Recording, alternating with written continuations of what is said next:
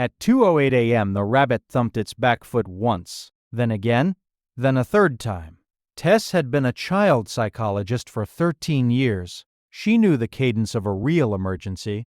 This was not that. This was Ranger, 4 years old, 92 pounds, doing something he had never done in 4 years. She made coffee. She told herself she would deal with it after breakfast.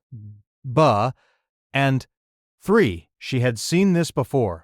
Not in this house. In other people's houses. In her training, she had learned that the most dangerous moment for a family was the morning the older pet decided the baby was now competition. She had counseled families. She had taken the call from the ER the night a Labrador, 8 years old, beloved, had bitten a 2-year-old. This morning, in her own kitchen, she was certain the older pet had reached a breaking point she had read about in a case study. She called Reed at work. He said the things husbands say when they do not want to upset their wives. He said, "Are you sure?"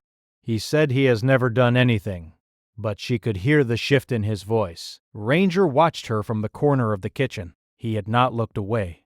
If you stay for stories about what animals sense before we do, you're in the right place.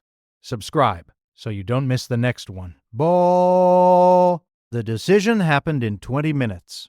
Tess shut Ranger in the garage and called the rescue's emergency line. She put Sage on the rug with board books, and she sat on the couch, and she did not stop shaking. She picked up her phone twice to call the rescue. She put it down twice. Then Ranger chewed the rubber stripping along the bottom of the door until his gums bled. She thought, that is the noise that ends a dog's life in this country. She thought, I will call them at 10. But Ranger did not stop. He was not barking. He was not whining. He was throwing himself against a door that was already starting to give. The latch broke at 8:47 a.m. Ranger did not run to her. He did not approach Sage. He went past both of them into the back of the house and stopped. He sat. He stared at one specific spot. He whined once, the first sound he had made in an hour.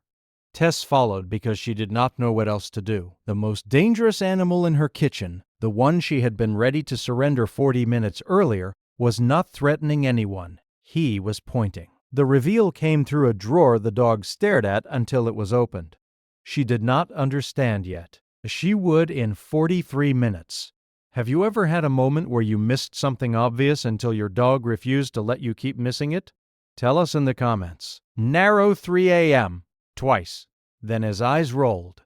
Then he did not respond to his name. The ambulance was there in 11 minutes. Tess sat in the back and watched a paramedic she had trained 6 years earlier hold her son's airway open. They were at the hospital in 7 minutes. Sage was in the pediatric ICU in 22. The attending pulled her into the family room and used the phrase a baby monitor cable shorting. The responding fire crew from City Fire Department sat across from her and said, "Insulation melted to copper. If you had brought him in even 30 minutes later, we would be having a different conversation."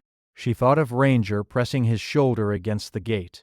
She thought of him staring, not at her son, but past him. She understood, all at once, that it had never been aggression.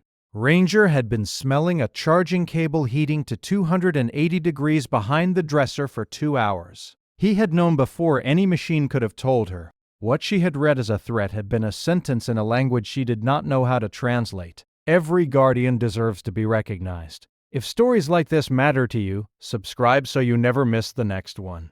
Sage came home 4 days later. Tess opened the back door before she set the car seat down. Ranger did not run. He walked to the carrier and lowered his head onto the edge of it. He did not move for the next hour. The vet later told her that animals can detect changes in a child's body chemistry before any human eye registers a symptom.